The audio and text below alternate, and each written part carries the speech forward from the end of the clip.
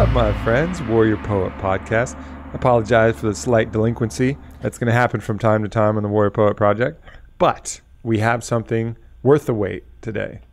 Miss Christine Hassler, welcome to the show, my friend. How are you? I'm so excited to be here on this like stormy Austin Yeah, weekend. weird, huh? It's nice. It's Yeah. good change. Were you here for the storms like 2 days ago? I was in Houston.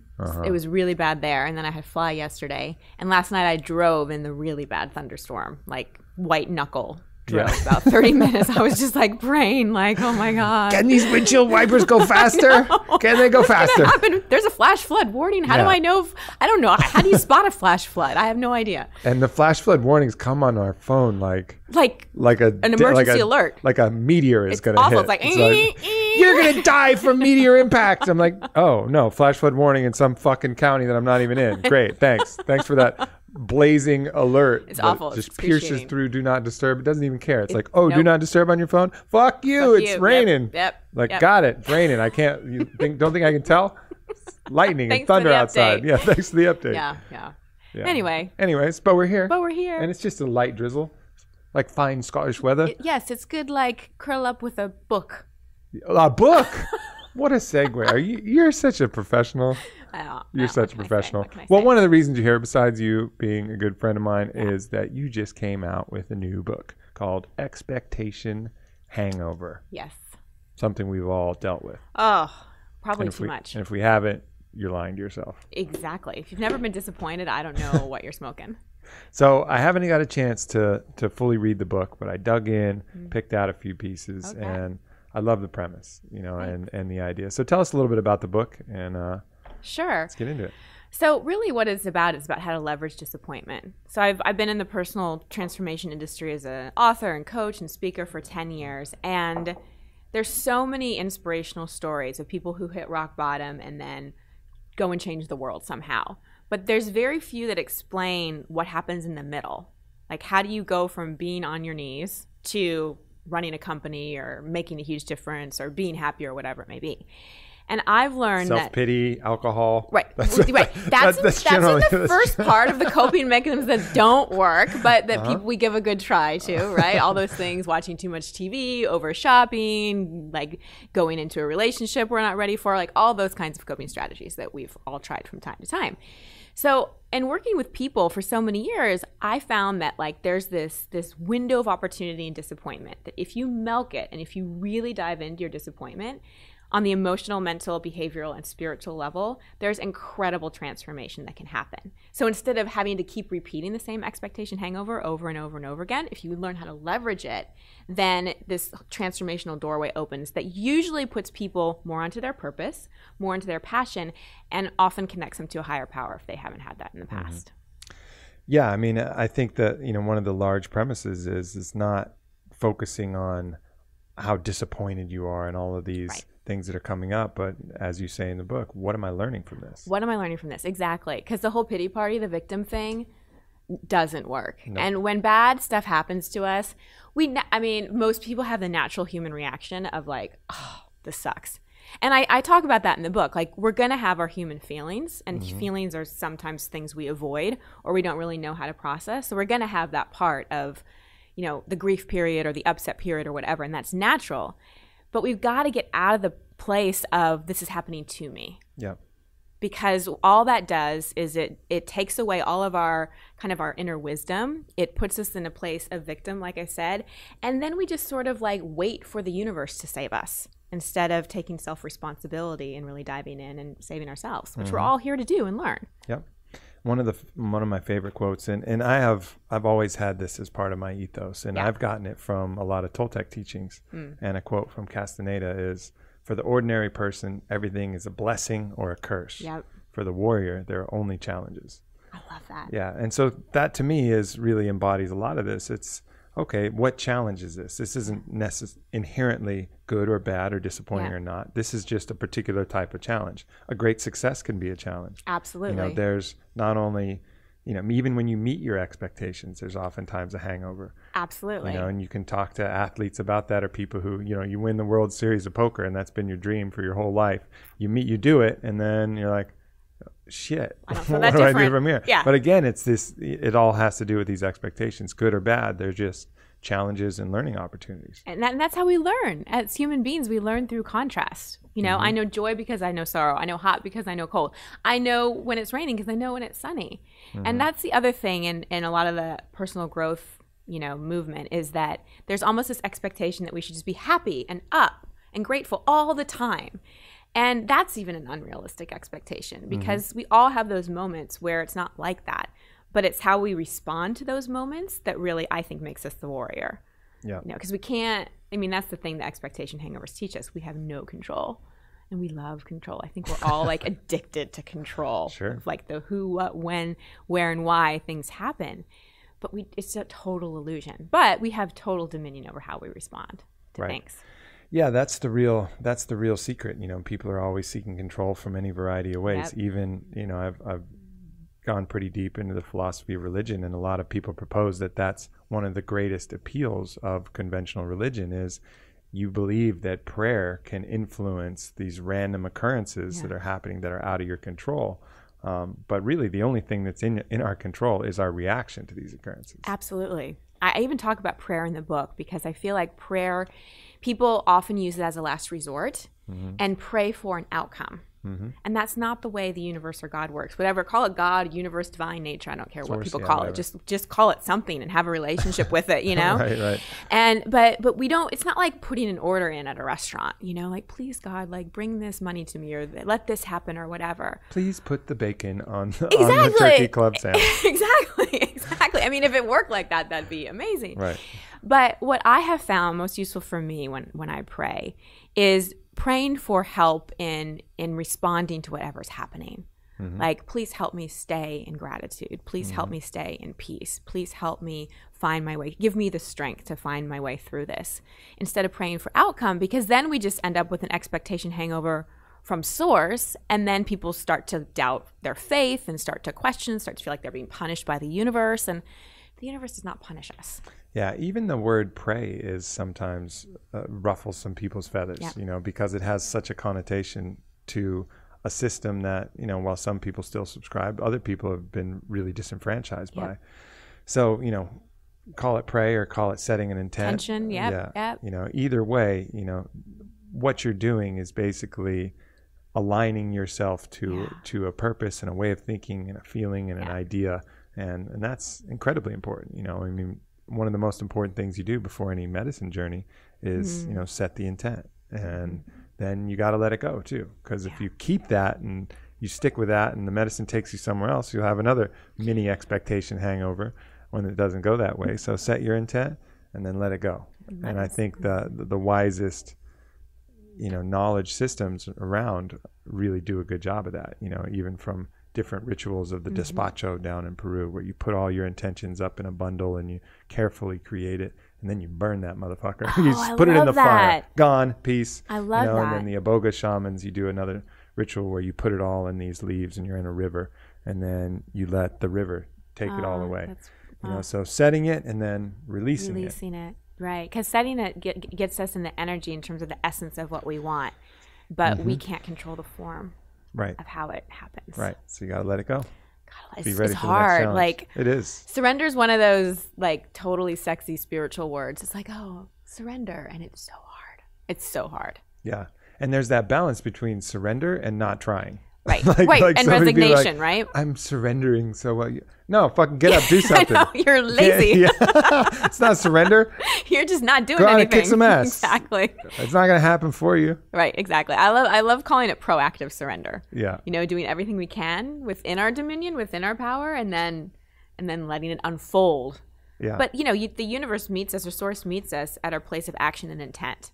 So, right, like intention is part of it. But if we're not taking a step forward, we're not getting feedback, and we're not kind of putting it out there to source that this is the direction that I'm going. Sure. So it's a collaborative experience. Yeah, you hear it all the time. It's the writer who's, oh yeah, I'm going to be a famous writer. What are you writing now? Are you writing every day? Nope. Just going to Starbucks. No, but I smoked a lot of weed and I've seen it in the fucking stars, or musicians or other people are like, are you playing gigs? You're going to be a rock star. You fucking playing gigs? No, man, not playing gigs. But I got a vision board. Well, yeah. Yeah, like you got to get up and do it. But I think the important thing with surrender is surrendering attachment, because at the root of attachment is fear. And anytime that fear is involved, the universe is like, oh, you're scared of that. Oh, you really? Yeah, you're scared of that? Let's see. More. Yeah. Mm-hmm. Let me rub your nose in it and see. Make sure you're not scared of it anymore. Yeah, right. That's how we develop the courage to deal with the fear. And I think attachment, I love what you're saying about attachment, because I talk about the secret sauce of pursuing our goals without an expectation hangover is high involvement and intention, but low attachment. Because I think where we get tripped up in attachment is we make the outcome, we make like our worth and our happiness and our value and our enoughness dependent on the result. Mm-hmm. So there's everything in life that happens, and then there's a meaning we give to it. And I think that's where we suffer the most, or empower ourselves the most, by how we interpret what's going on. Right. Another issue that's on this kind of delicate balance is, people think about releasing attachment and you think you won't care anymore. Well, if I'm not attached to the outcome, what's going to drive me to do it? Well, the outcome should be attached to your deepest calling, your passion. It should be something you're fired up to do. Yeah. And you don't need an attachment. You don't need that fear. It doesn't make you who you are. It's just what you're here to do. If you were a hammer, your best design and your body's going to reverberate when it hits the nail. And that's exactly what your best purpose is. Not attached to the outcome of that. It's just doing that is what you're here to do. I love that you said passion. Can we talk about passion for a second? Yeah, let's talk about it. Okay, so passion. So do you know the original definition of the word passion? No. Suffering. Passion of the Christ. Right? So the original root definition of the word passion is suffering. And over time, we've evolved the word passion to mean things we love. And I think that's so insightful, because it's like oftentimes our calling, our dharma, the thing that we're called to do, comes from our suffering. So just like we've evolved the word passion, I think we evolve our experience of suffering into how we serve in the world. Mm-hmm. Like, I don't know if this is true for you, but I know so much of what I'm compelled to do and called to do has come from what I've learned in my suffering. Mm-hmm. And that's what's made me passionate about it. There's a component of empathy that's kind of required from that suffering, you know, and really feeling the numbness is the greatest enemy.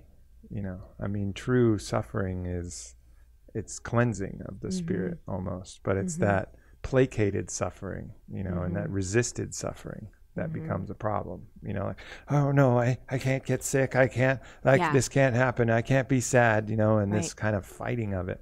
But really sinking deep into that is really cleansing. It can help develop that deeper empathy. So you look at people not as what they can do for you, but see them. Yep. And it's important. That's the greatest gift we give each other, right? Right. It's like really seeing each other. Yeah. Through the eyes of empathy rather than judgment or projection or what can you do for me and all those things. Judgment. That's one of the really difficult ones too, because I've seen it particularly during these medicine journeys. It makes you hyper aware of these certain circumstances, and I've seen people carry judgments into it, and I've just watched how even as I listen to them venting their own judgments, I'm actively processing like, wow, this wall is now building between me and that person just from listening to them, talk about this other person. And I have to like tear that down brick by brick, and oftentimes say like, hey, I can't listen to you talk about this right now. Like we have to see beyond that. Right. We have to see all of us are imperfect beings just trying to figure it out and do the best. Like see past that judgment and see inside that person. Yeah. And then that's when you can really connect. Absolutely. But it's in everyday life, not on these medicine journeys where you're a little numb and you're making quicker decisions and you're back in the normal world. It's all too easy to even get caught in that trap yourself. Yeah. I think we have to become our own best observers, like because we can all, like, I can be here sitting with you and I can also kind of project from my mind's eye and like watch us having this interaction, right? So there's a part of me that's like in my body, and then there's, I can observe it as well. And I think how we deal with judgment is we've got to be that observer. We've got to like watch ourselves when we judge and be like, oh, there I go.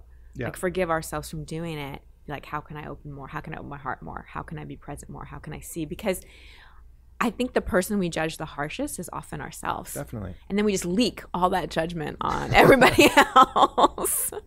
It's like if we start with being just kind and accepting of ourselves, And acceptance doesn't mean we love everything, you know, and do these crazy affirmations about being the most awesome person in the world.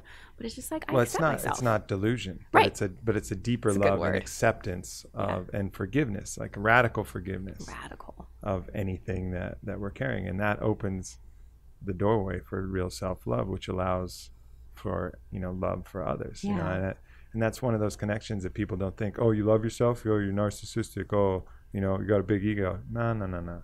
Like, you have to love yourself. If you don't love yourself, you're not going to love anything. You're only able to love others and the world to the extent that you love yourself. So true. And that deep love. It's so true.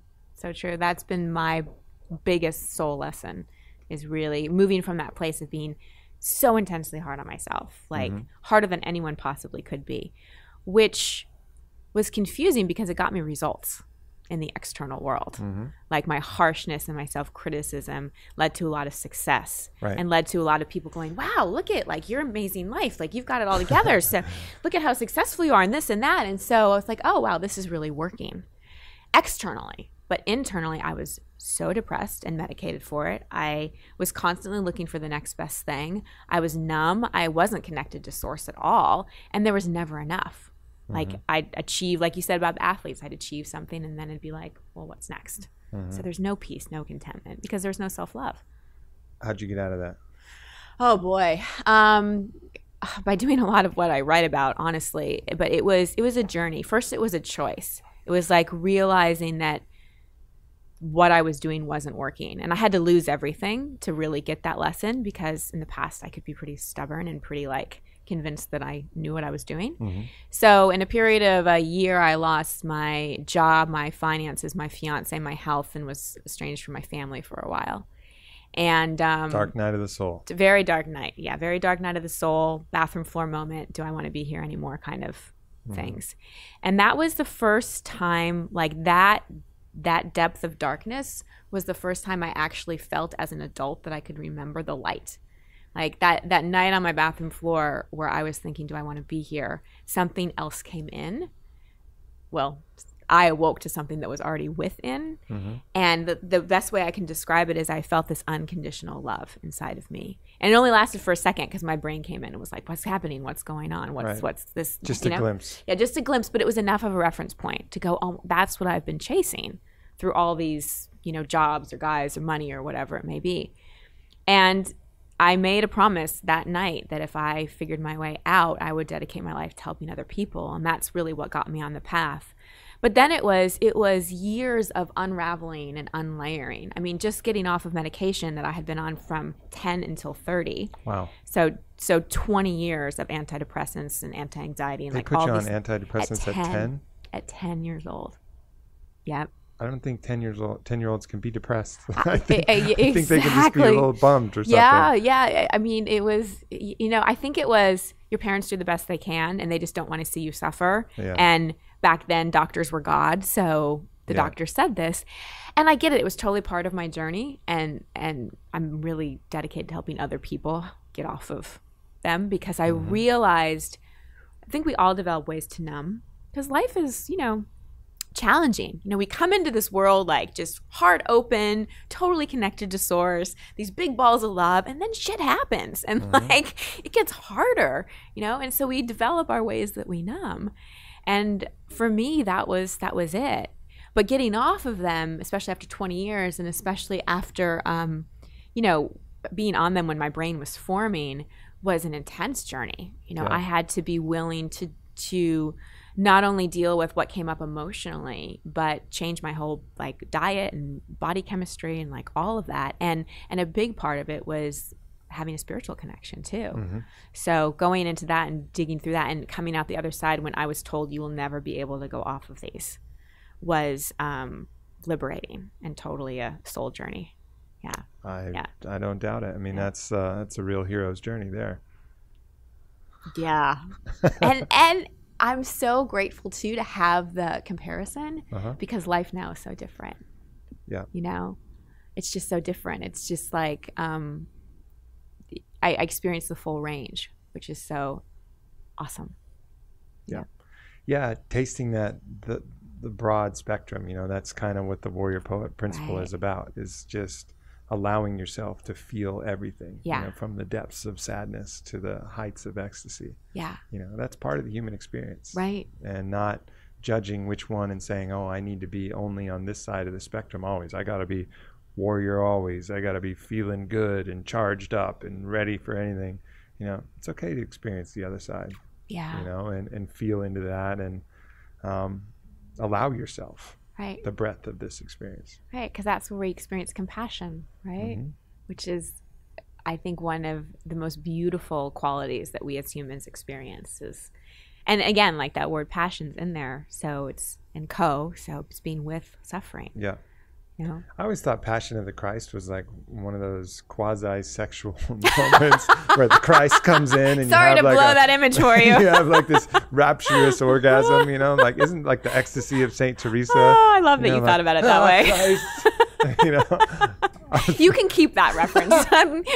Well, you know, now it makes a little more sense. You know, expanding my knowledge of things. Good. Glad I could reframe that one. Now I get it.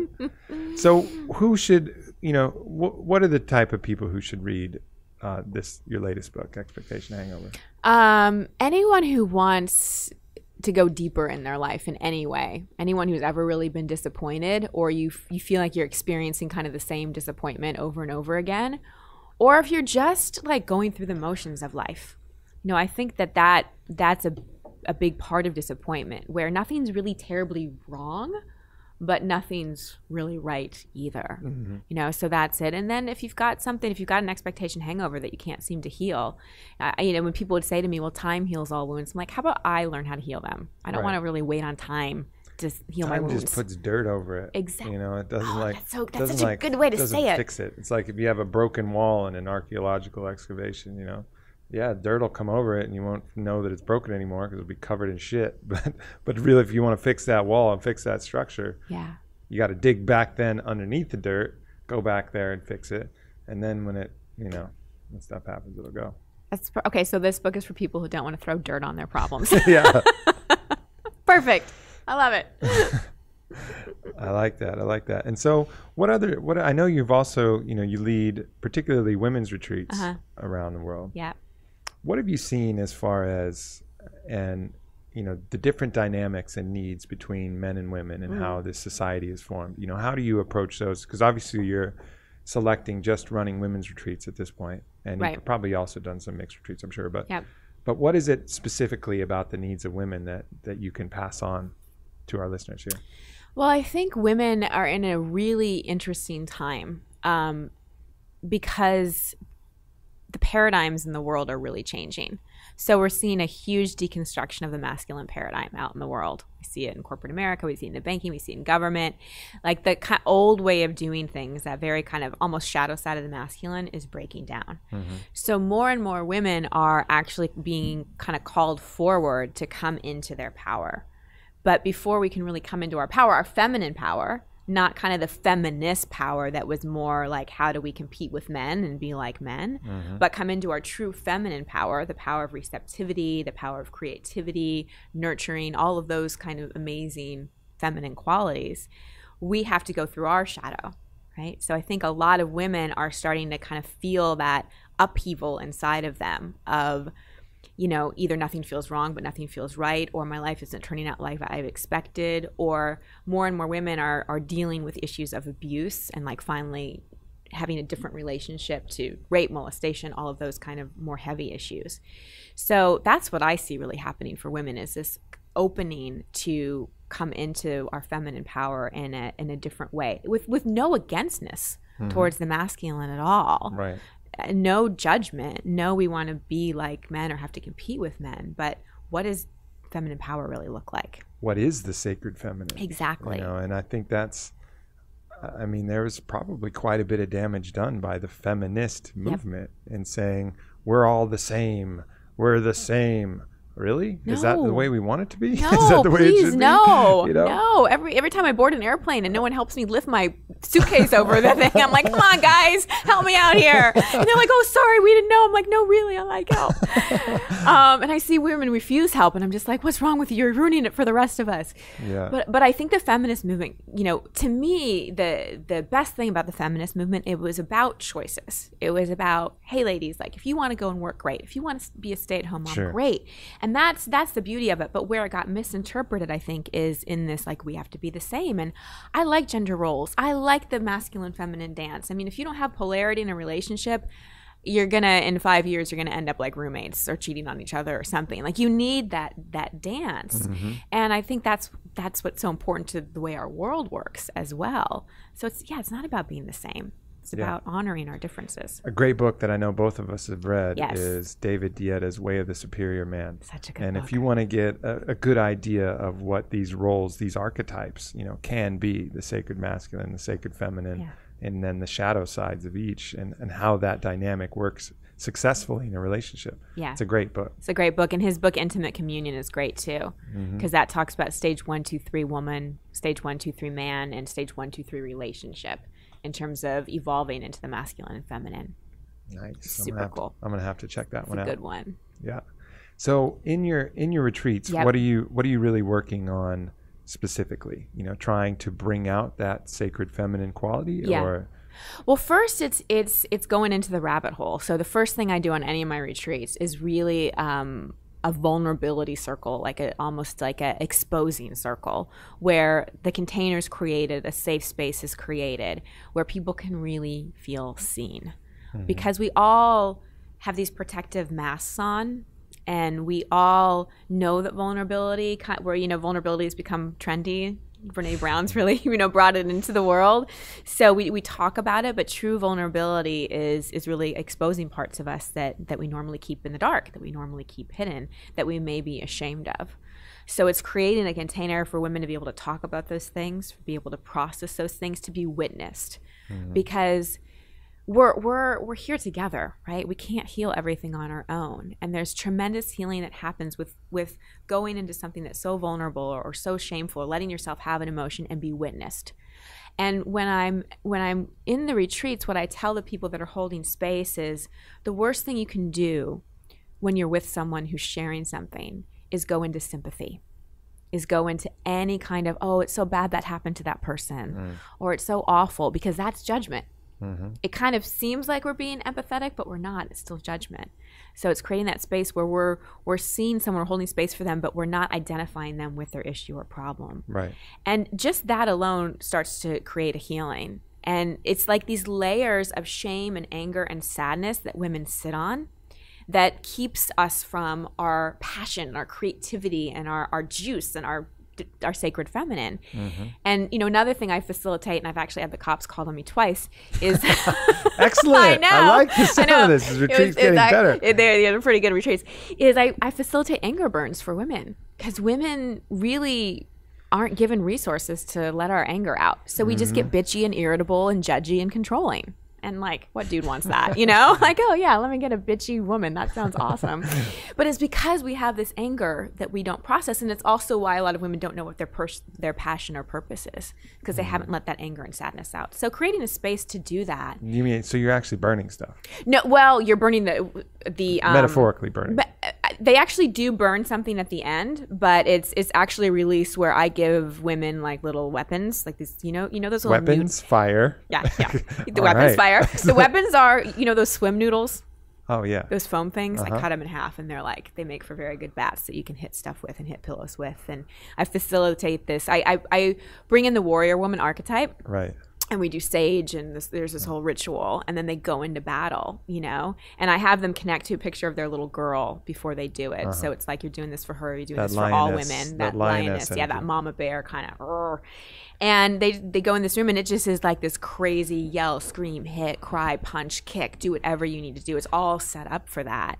And it's like women like look different. They lose 10 pounds in 2 days. It's this incredible release. And then they're more connected to their heart, because all of that is released. Yeah, they've expelled it. Yeah. They've excavated some of that armor. Yeah. Taken the layers off. Yeah. Yeah, that's really interesting. You know, I think, and then looking at men's issues, you know, there may be some men that have that, but men are generally, at least that aspect, you know, there's way more outlets. You know, contact sports, really kind of aggressive behavior is lauded. So on the flip side of that, any kind of sensitive behavior is shamed. Yeah. You know, so for men, the experience, you know, it just seems to me that same liberation might come from, you know, deeper vulnerability. Yeah. And just trying not to be tough for once. You know, like, hey, I'm not tough today. Which is which is also so masculine. Like it's I think, you know, in talking to women, we don't want the man to be all the time. You know, we want to feel it's usually based in insecurity. Yeah. You know, I mean, I see somebody who's obviously taking a bunch of steroids and they're shaving their chest and they're got spiky hair. Totally my type. Yeah. How'd you know? And it just like, man, like I know deep down that you're suffering a little bit and you don't feel confident enough in who you are. Yeah. And, you know, some deeper, you know, searching, maybe the occasionally some that is just an expression of what they want. But, you know, when you're just so focused on this physical appearance of really, it generally means in the guys that I've known that inside some inner confidence is really lacking. Yeah. It's interesting that you're saying that. I'm just like, so I fly a lot and so I'm upgraded a lot. So I'm usually sitting next to some business guy. And I've had so many conversations on airplanes of men just pouring out their soul, especially after like one vodka tonic. It just like starts to come out. And just like confessing cheating and how guilty they feel about that, or talking about how they work so much and they've achieved this status and they still don't feel like enough. And like you said, it's all from insecurity. And I just listen. And every single one of them at the end of the flight has been like, you're so great to talk to. Like you have such a great conversationalist. And I'm like, I haven't said a word.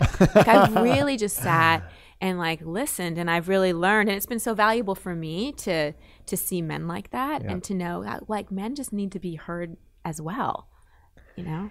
Yeah, for sure. You know, I was up in New York, and I went and stopped by an old family friend who's having a big party.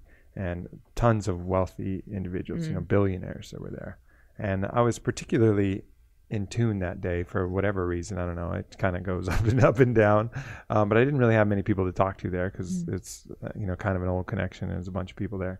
And looking at these kind of billionaire men, you could see that they were, you know, they were hurting. Yeah. You know, they had all the money in the world, but no one who really would just get in there and love them, you know, like, give them a hug, rub their back without wanting anything in there, and just say, hey, you, not your money, not this thing you've created, this empire that you're sitting on top of, the crown you wear, none of that. Like you, like we love you, you know, and you should love you too. Yeah, you're enough just for who you are. Yeah, exactly. And you could see that, and it's one of those things. Like you think, oh yeah, you get to be a billionaire, you get there, you know, you got it fucking made.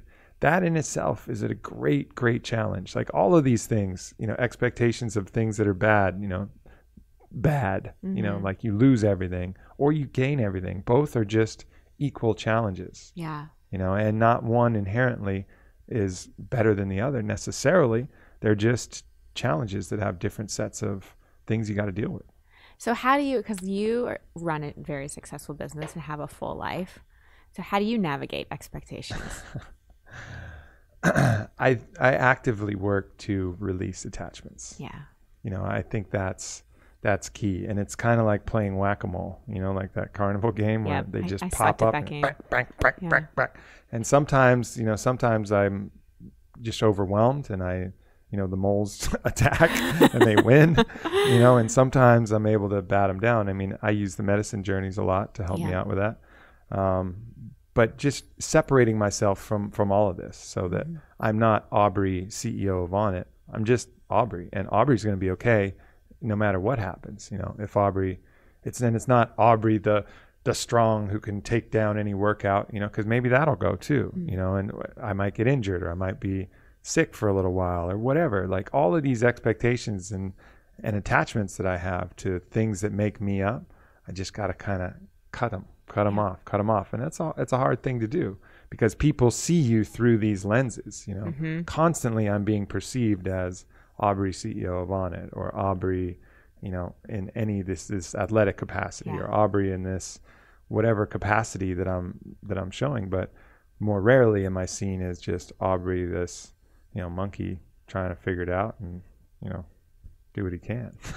So that's the hardest part, just knowing that, hey, if it all goes away, I'm all right. You know, hopefully I'll get to keep I have a nice wood pen. You know, get to keep this wood pen, and it'd be really dark days. Be a dark days if I didn't have my wood pen and my flute and like a few things, and I'd be fine. You know, something to write on, and I'd be all right. You know, and that's okay. And I think that's the key, but it's fucking hard. It's constant awareness, right, and work, because it's easy to be seduced or sucked into all that stuff, and especially when people have lots of expectations of you and project a lot of, you know, ways they think you should be or show up or whatever. I think that's I can imagine that's one of the challenging things in being in the position that you're in. Expectations and dependencies too. I mean, that's the hard part. I think, you know, I hear from a lot of fathers, and you know, they're saying, man, I'd love to, you know, change my career and do something. I'm really unhappy, but man, I got these 2 kids. Right. You know, and it's always a tougher piece of advice to give, because you can't say, you know, it's not as easy to just say, hey man, don't worry about it. Just follow your dreams. It'll work out. Because I'll tell that to anybody who doesn't have like kids or like dependents, you know. It's just like, don't, just fucking go. What, are you not going to eat? Someone will feed you. You'll have a couch somewhere, you know, like you got really nothing to lose. Everything you think you got to lose is there. But when you are supporting a family or supporting employees or supporting that, it's a real factor, you know, and then you have to kind of weigh that into consideration. You can't, and maybe you can, but you have to just know that there's more that's in that decision. Yeah. Well, and then there's also what are we teaching them? Like, if we're staying in safety, security, those kinds of things, you know, not going after our dreams, then what messages are we relaying to the people that are watching us, you know? So it's a dance. It is. Yeah. I mean, it's a challenging thing, but I think like if you don't have, I think it's really kids, you know, if you don't have kids that you have to worry about putting food on the table, you'll probably be able to put food on the table if you follow your passion, because you'll probably make more money doing that anyways. Most likely. But at least you have to be sensitive. Like, you can't, you know, making money as a writer is going to take a year, 2 years, 3 years. So if you're like passionate to be a writer and you got a job as an accountant and that's what's feeding your kids, you know, you can't necessarily just say, fuck it, I'm not an accountant anymore. I'm a writer. We're going to figure this out. You know, you got to write in your spare time. You got to, you know, put your dedication into that and maybe make some decisions. But if you don't have those immediate dependents, fucking do it. Just do it. You'll figure it out. Anything, the place you live in, the clothes you wear, all of these other illusions that we put on, forget it. They're just attachments. Just attachments. It's nonsense. And that, like, I always tell people, if I waited till I wasn't scared before I did something, I wouldn't do 99% of the things that I do in life. You know, I'm still scared or nervous or unsure, or take these leaps of faith that I don't know what's going to happen. And I think that's how we develop courage, and that's how we're truly a warrior. And even in those situations, like the dad who's an accountant, if you can even be a warrior in that and be like, I'm going to accept this accountant job and be so grateful for it, and not have I'm just doing this to stay safe and provide, we have to reframe what we choose to accept in our life, you know, rather than just, I'm sludging this out, because then that's what you're teaching your kids. Just suffer for safety versus be grateful for what you have and the support you have.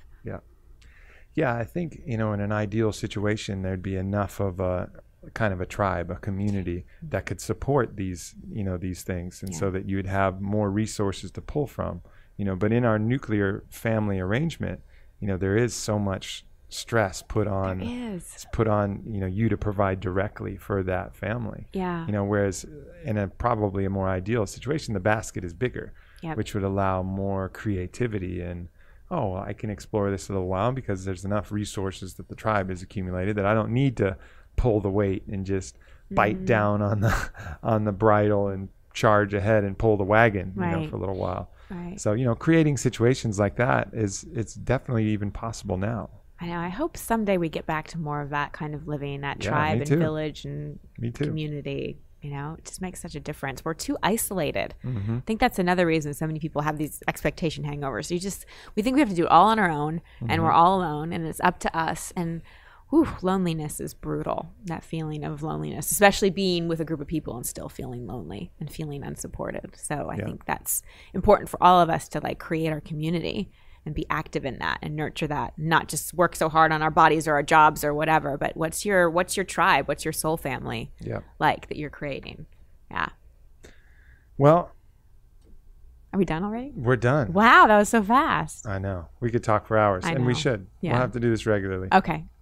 Yeah, you'll be back to Austin, I'm sure. Absolutely. Christine, thank you so much for coming by. Where can people find your book? They can go to Amazon, Barnes & Noble, my website, Christine Hassler. Books. Go to a bookstore. I don't know if people go to bookstores anymore. It's in bookstores. Bookstore, what's that? I know, right?